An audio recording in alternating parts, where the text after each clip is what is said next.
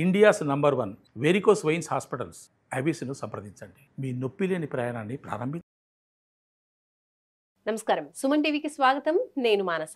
ఈ రోజు మనతో పాటు ఉన్నారు ప్రముఖ జ్యోతిష్యుడు, జ్యోతిష్య రత్న, జ్యోతిష్య చక్ర వైభవ నిపుణ డాక్టర్ రాళ్లపల్లి రవికుమార్ గారు. వారితో మాట్లాడదాం. ఈ సెప్టెంబర్ మాసానికి సంబంధించిన ద్వాదశ రాశుల యొక్క మాస ఫలితాలు ఏ విధంగా ఉన్నాయనే విషయాలు తెలుసుకుందాం. అలాగే దాంతోపాటు సెప్టెంబర్ మాసంలో మనకి గ్రహణం కూడా ఉంది కాబట్టి ఆ విషయాలు కూడా మనం తెలుసుకునే ప్రయత్నం చేద్దాము. గురుగారు నమస్కారం అండి. నమస్కారం. గురుగారు, ముందుగా సెప్టెంబర్ మాసంలో గ్రహస్థితి అంటే నవగ్రహాలు ఏ స్థానాల్లో ఉన్నాయి అనే విషయాలు తెలియజేయండి. తపోనమ్మ ప్రదిందు సమాకారే పరబ్రహ్మ స్వరూపిణి వాసరాపీఠ నిలయే సరస్వతి నమస్తుతే. సుమన్ టీవీ ప్రేక్షకులకి నమస్కారం. ద్వాదశ రాశుల్లో నవగ్రహాలు సెప్టెంబర్ నెలలో ఎక్కడున్నాయో ఇప్పుడు తెలుసుకుందాం. ముఖ్యంగా శని వచ్చేసి మనకి మీన రాశిలో ఉన్నారు, రాహు వచ్చేసి మనకి కుంభరాశిలో ఉన్నారు, అలాగే కేతు వచ్చేసి మనకి సింహరాశిలో ఉన్నారు, గురువు మనకి మిథున రాశిలో ఉన్నారు, అలాగే శుక్రుడు కూడా మనకి సింహరాశిలో ఉన్నారు. శుక్రుడు వచ్చేసి మనకి 15/9/2025 నుంచి శుక్రుడు మనకి సింహరాశిలోకి వస్తున్నాడు. అలాగే బుధుడు కూడా మనకి 15/9/2025 నుంచి శుక్రుడు ఉచ్చస్థానమైన కన్యారాశిలోకి వస్తున్నాడు. అలాగే తులారాశిలో మటుకు కుజుడు ఈ నెలల్లో ఉంటాడండి. ఇది కాకుండా గ్రహణం కూడా ఉంది మనకి ఈ మాసంలో. సంపూర్ణ చంద్రగ్రహణం 7/9/2025 ఆదివారం రోజున సంపూర్ణ చంద్రగ్రహణం ఉంది.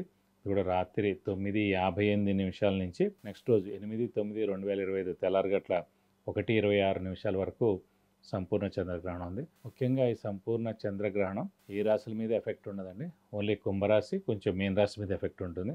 ఎందుకంటే కుంభరాశిలో శతభిషం 4వ పాదం మీకు వస్తుందండి, కాబట్టి శతభిష నక్షత్రం మొత్తానికి దాని ఎఫెక్ట్ ఉంటుంది. అలాగే పూర్వభద్ర నక్షత్రం మీద కూడా వస్తుంది. పూర్వభద్ర ఏంటంటే మనకి కుంభరాశిలో 1వ పాదంలో ఉంటుంది, 2, 3, 4 పాదాలు మీన రాశి మీద కూడా ఉంటుంది. కాబట్టి ఇది కాకుండా కూడా వీళ్ళకి ఏలినాటి శని కూడా నడుస్తుంది. ఏలినాటి శని ప్లస్ చంద్రగ్రహణం నడుస్తుంది కాబట్టి కొంచెం ఇంపాక్ట్ ఎక్కువగా ఉంటుంది. ముఖ్యంగా కుంభరాశికి కొంచెం తక్కువగా ఉండొచ్చు, ఎందుకంటే కుంభరాశి అధిపతే శని కాబట్టి ఏలినాటి శని నడుస్తున్నా కూడా శని అంత దారుణంగా అయితే ఉండడు, కానీ గ్రహణ ఎఫెక్ట్ మటు ఖచ్చితంగా ఉంటుందండి. సో జాగ్రత్తగా ఉండడం ఉత్తమం. సో శతభిష నక్షత్రంకి పూర్వభద్ర నక్షత్రం మీదే చంద్రగ్రహణం వస్తుంది కాబట్టి ఈ 2 నక్షత్రాల వాళ్ళు కొంచెం జాగ్రత్తగా ఉండాలి. అలాగే కుంభరాశి మీన రాశి వాళ్ళు కూడా కొంచెం జాగ్రత్త వహించి చిన్న చిన్న శాంతులు చేయించుకుంటే సరిపోతుంది. ఇది నవగ్రహాలు ద్వాదశ రాశిలో ఈ స్థానాల్లో సెప్టెంబర్ మాసంలో ఉన్నాయి. ఇప్పుడు కన్యారాశి యొక్క మాస ఫలితాలు ఎలా ఉన్నాయో తెలుసుకుందాం.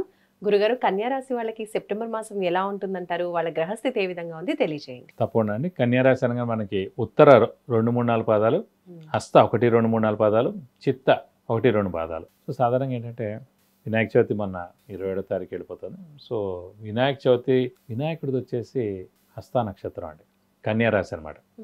సో అదే కన్యారాశి ప్రతి రాశిలోనూ సాధారణంగా ఉచ్చ స్థానం అని ఉంటుంది, ప్రతి గ్రహానికి ఉచ్చ స్థానం ఉంటుంది. ఇప్పుడు సూర్యుడు ఉన్నాడు అనుకోండి మేషంలో ఉచ్చ, అతను రాశి కాకపోయినా. అలాగే కుజుడు ఉన్నాడు అనుకోండి మకర రాశిలో ఉచ్చ, అతను రాశి కాకపోయినా. అలాగే శుక్రుడు కూడా మీన రాశి, అతని రాశి కాకపోయినా. కానీ ఒక్క బుధుడు మటుకు అతని స్వంత రాశిలోనే ఉచ్చస్థానం, ఇంకా దేనికి లేదు. అది కన్యారాశి అనమాట. అంటే మిథున రాశి స్వస్థానం అవుతుంది, కానీ ఉచ్చ మటు కన్యారాశిలో అనమాట. సో అలా ఏంటంటే వినాయకుడిది అది కన్యారాశి హస్త నక్షత్రం. కాబట్టి అందుకే కన్యారాశి వారు చాలా తెలివితేటలు, జ్ఞాపశక్తి, క్రియేటివిటీ, ఇంటెలిజెన్స్, లాజిక్, ఏదైనా ఒకసారి చెప్పాలి రెండోసారి చెప్పాల్సిన అవసరం లేదు, చూడంగానే గ్రహించగలగడం, ఇవన్నీ అనమాట. అంటే మెయిన్ చూడండి, ఏ పూజ స్టార్ట్ చేసినా ఫస్ట్ వినాయకుడు పూజతో స్టార్ట్ చేస్తారు. సో వినాయకుడు యొక్క బ్లెస్సింగ్ కూడా పరిపూర్ణంగా ఉంది కన్యారాశి వారికి. కాబట్టి కన్యారాశి వారు ముఖ్యంగా చాలా స్ట్రైట్ ఫార్వర్డ్గా ఉంటారు, నీతి నిజాయితీగా ఉంటారు, అన్ని విధాల మంచివాళ్ళు. అది కాకుండా బుధుడు మెయిన్గా ఏంటి, స్నేహితులు ఎక్కువగా ఉండడం. బుధుడే మెయిన్ కారకత్వం అండి, వ్యాపారానికి కానీ స్నేహితులు కానీ. స్నేహితులు ఎక్కువ మంది ఉంటారు చాలామందికి. అంటే కన్యారాశి అవ్వక్కలేదు, వాళ్ళ జాతకంలో బుధుడు చాలా బాగుంటే వాళ్ళకి ఫ్రెండ్స్ ఎక్కువగా ఉంటారు, వాళ్ళ నుంచి సహాయ సహకారాలు ఉంటాయి. అదే బుధుడు మళ్ళీ వ్యాపారానికి కూడా హెల్ప్ అనమాట, వ్యాపారంలో కూడా సక్సెస్ అవుతారు.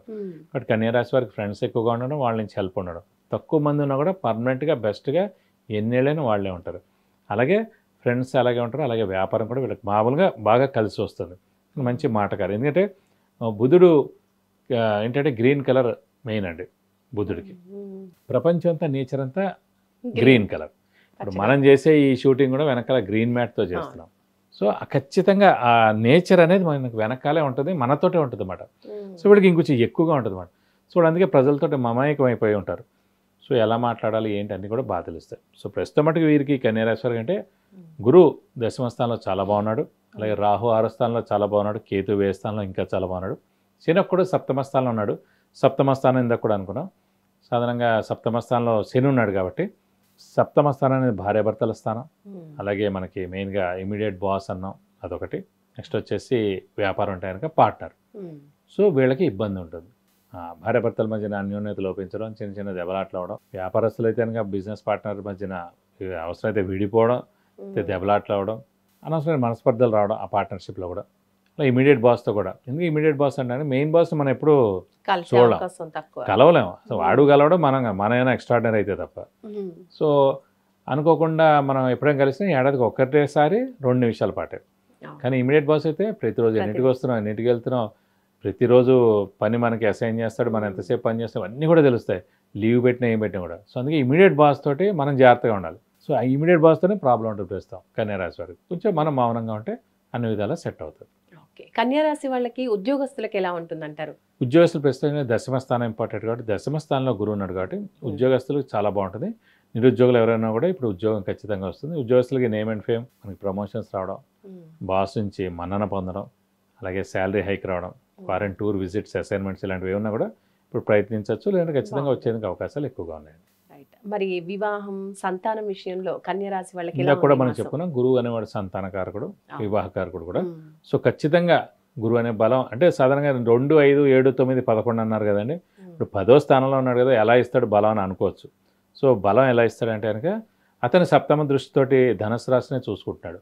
ధనుసు రాశి అతని స్వస్థానం కూడా అయింది. సో ఇక్కడ మనకి కన్యారాశి వారికి 4వ స్థానంలో గురువు ఉన్నా కూడా ఖచ్చితంగా 70% బలం ఉంది కాబట్టి ఖచ్చితంగా మానవ ప్రయత్నం గట్టిగా చేస్తే కనుక ఖచ్చితంగా వివాహం ఎందుకు అవకాశం ఉంది, అలాగే సంతానం కూడా కలిగేందుకు అవకాశం ఎక్కువగా ఉంది. కన్యారాశి వాళ్ళకి ముఖ్యంగా భార్యాభర్తల మధ్య అలాగే ఇమీడియట్ బాస్ తో గొడవలు ఉండే అవకాశాలు ఉన్నాయంటున్నారు కాబట్టి ఈ మాసంలో ఎలాంటి పరిహారాలు పాటించాలి? వీళ్ళు కూడా ఇంకా కన్యారాశి వారికి ఫిక్స్డ్గా ప్రతి శనివారం ఉపవాసం అనేది పెట్టుకుంటే మంచిదండి, ఈ 2.5 ఏళ్ళు కూడా. అలాగే మెయిన్గా సుబ్రహ్మణ్య స్వామిని కూడా ఎక్కువగా పూజిస్తే మంచిది. ప్రతిరోజు సుబ్రహ్మణ్య స్వామి అష్టోత్తరం చదువుకుంటే చాలా మంచిది. అలాగే వీలైతే కనుక ఇక్కడ స్కందగిరి టెంపుల్ అని ఉంది సికింద్రాబాద్లో, అక్కడ హోమం మరియు అభిషేకం సుబ్రహ్మణ్య స్వామికి మీ పేరు నక్షత్ర గోతనామంతో ఒకసారి చేస్తే కనుక మీకు అన్ని విధాలా మంచి చేకూరుతుంది. విద్య, ఉద్యోగం, వ్యాపారం, వివాహం, సంతానం, ఆరోగ్యం, అలాగే విదేశీయానం, గృహయోగం, వాహన యోగం, ఇలా ఏ విషయంలోనైనా మీరు గురువుగారి నుంచి సలహాలు తీసుకోవాలి అనుకుంటే స్క్రీన్ పైన కనిపించే నెంబర్స్కి కాల్ చేసి పర్సనల్ అపాయింట్మెంట్ తీసుకోవచ్చు.